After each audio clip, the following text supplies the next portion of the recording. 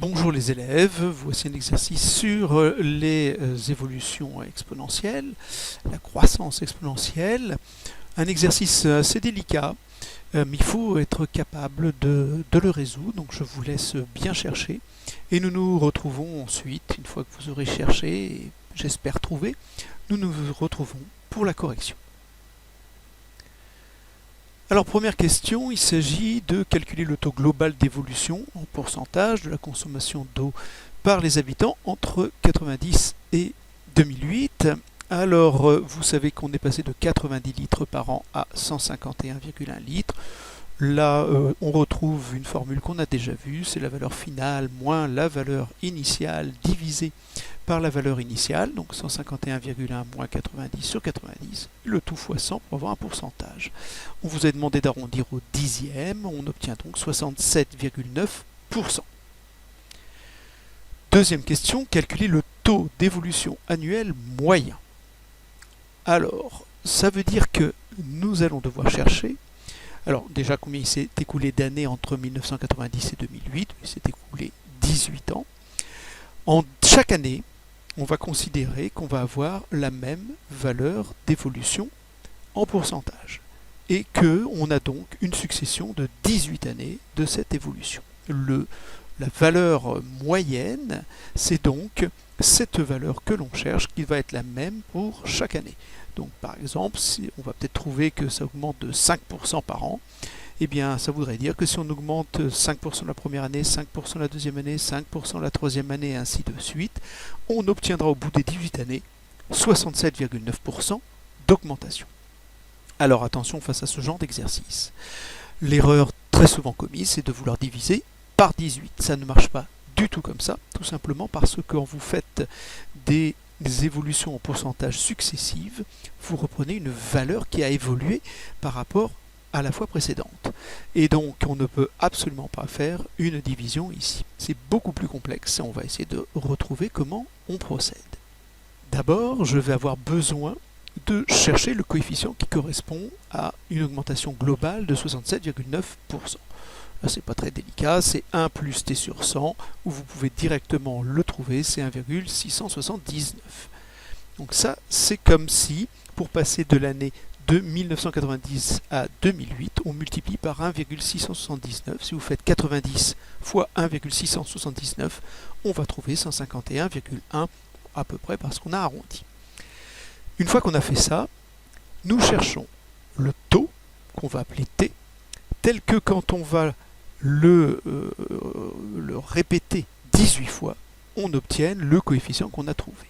Donc le coefficient que l'on cherche, multiplié par lui-même 18 fois, doit donner 1,679. Si j'essaie de dessiner un petit peu ça, ça me donne l'évolution suivante.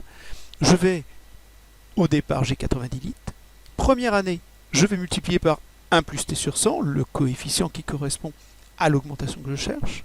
La deuxième année, même chose, exactement par le même coefficient, 1 plus t sur 100, encore une fois, une troisième fois, une quatrième fois, cinquième, 18e fois, pour arriver à 151,1.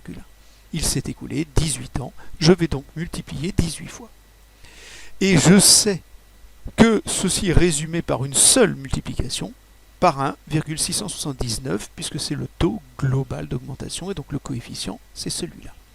Je vais donc devoir faire 1 plus t sur 100, 18 fois comme ça, c'est-à-dire la puissance 18, est égale à 1,679. Ça me donne donc cette équation-là.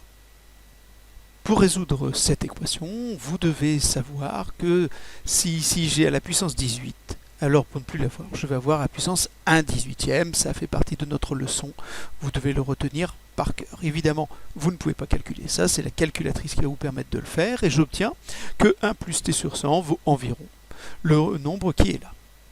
Je vais ensuite enlever 1, et puis multiplier par 100, j'enlève 1, je multiplie par 100, je trouve que t vaut environ 2,9207. On vous demandait d'arrondir au dixième, ce qui fait donc 2,9. Effectivement, si vous faites un coefficient de 1,029, qui correspond donc à une augmentation de 2,9% par an, si vous faites Donc le coefficient qui correspond, c'est 1,029. Si vous faites ça 18 années de suite, je vais vous le faire. Vous allez donc faire 90 fois 1,029 à la puissance 18. Et vous allez voir qu'on va retrouver quelque chose de proche de 151,1, proche puisqu'on a arrondi. Bien, donc je vous le fais. Nous allons faire donc les 90 litres fois 1 plus t sur 100. Je vais donc mettre ici mon 2,9 sur 100. Et tout ça à la puissance 18. Vous voyez qu'on est très proche des 151,1 annoncés, un petit peu moins à cause des arrondis que nous avons utilisés. Dernière question maintenant. On suppose qu'à partir de l'année 2008, la consommation augmente de 2,9% par an. Bien sûr, on a repris ce qu'on avait trouvé. Et on voudrait savoir en 2023, si ça continue comme ça, quelle sera la consommation par habitant. Donc cette fois-ci, on va chercher combien il se passe d'années entre 2008 et 2023. Il se passe 15 ans. Il nous reste maintenant à connaître le coefficient qui correspond à une augmentation de 2,9%. Une augmentation de 2,9%, ça correspond à un coefficient de 1,029. Pour le trouver, vous pouvez faire 1 plus 2,9 sur 100, ce qui fait 1,029, mais on doit être capable de le retrouver de tête.